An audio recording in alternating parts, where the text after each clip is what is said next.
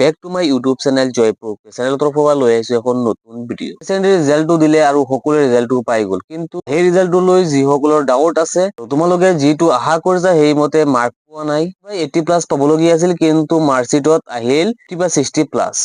তোমালোকে পৰীক্ষা বহীটো যদি ৰিচেকিং কৰিব বিচৰাত ৰিচেকিং কৰিব পাৰিবা। ৰিচেকিং কৰাৰ বাবে ৱেবছাইটৰ লিংকটো 3 তাৰিখত মুকলি কৰিব। লিংকটো মুকলি হোৱাৰ পিছত কোনোবাই যদি ৰিচেকিং কৰিব বুলি ভাবা তেতিয়াহ'লে তোমালোকে ৰিচেকিংৰ বাবে এপ্লাই কৰিব পাৰিবা। তোমালোকে ৰিচেকিংৰ বাবে এপ্লাই কৰিলে তোমালোকে আকৌ বহীখন ভালকৈ চেক কৰিব, বহীখন ভেৰিফিকেশ্যন কৰিব, ভালকৈ চাব, পাবলগীয়া মাৰ্ক যদি থাকে সেইখিনি প্লাস কৰিব। ৰিচেকিংৰ বাবে যদি তোমালোকে এপ্লাই কৰা তেনেহ'লে তোমালোকৰ এটা ফিজ দিব লাগিব সেইটো চোৱাৰ বাবদ। ফিজটো লোৱাৰ বিনিময়ত তোমালোকৰ বহীটো আকৌ ভালকৈ পৰীক্ষা কৰিব, যদি পাবলগীয়া মাৰ্ক থাকে সেইখিনি তোমালোকৰ বহীত বৰ্তমানে তাৰ বাবে এখন নটিচ প্ৰকাশ কৰিছে। নটিচখন তোমালোকক আমি দেখুৱাই লওঁ, পেক কৰিব লাগিব, কেনেকৈ কৰিব লাগিব, এনেকুৱা প্ৰচেছ সকলোবোৰ আলোচনা কৰিম এইটো ভিডিঅ'ত। আগতে যদি আমাৰ এই চেনেলটোত ভিডিঅ' চাইছা ভিডিঅ'টো লাইক কৰি ছাবস্ক্ৰাইব কৰিবা এই কাৰণে যেতিয়া ভিডিঅ'টো আপলোড কৰিম তোমালোকে নটিফিকেশ্যনটো পাই যাবা।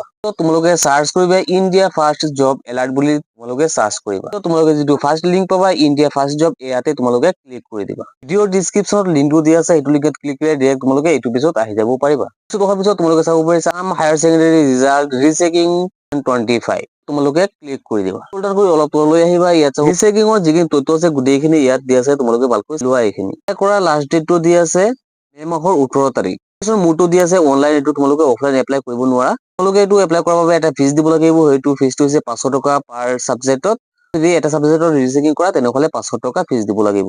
আৰু এটা অপচন হ'ব ইয়াত ক্লিক হিয়াৰ অপচনটো তোমালোকে ক্লিক কৰি দিবা। তোমালোকে চাব পাৰিছা ষ্টাৰ্টিং ডেটটো দি আছে এপ্লাই, ক্লোজিং ডেটটো দি আছে, লাষ্ট ডেটটো দি আছে 18 তাৰিখ। আগতে তোমালোকে এইটো এপ্লাই কৰিব লাগিব।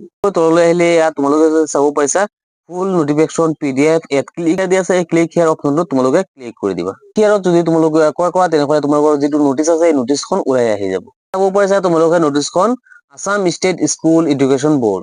পাৰিছা এই নটিচখন 30 এপ্ৰিলত প্ৰকাশ কৰিছে। চাব পাৰিছা উল্লেখ কৰিছে যদি তোমালোকে এপ্লাই কৰা তেনেহ'লে পাৰ সাবজেক্টৰ বাবে দিব লাগিব তোমাৰ 500 টকা ফিজ।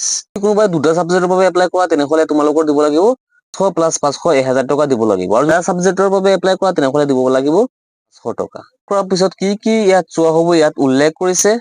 যি মাৰ্ক দিছিলে সেই মাৰ্কখিনি ভালকৈ কেলকুলেট কৰিব। এই বহীখন প্ৰথমে ভালকৈ চাব, মাৰ্ককেইটা কেলকুলেট কৰি চাব ঠিক আছে নে নাই।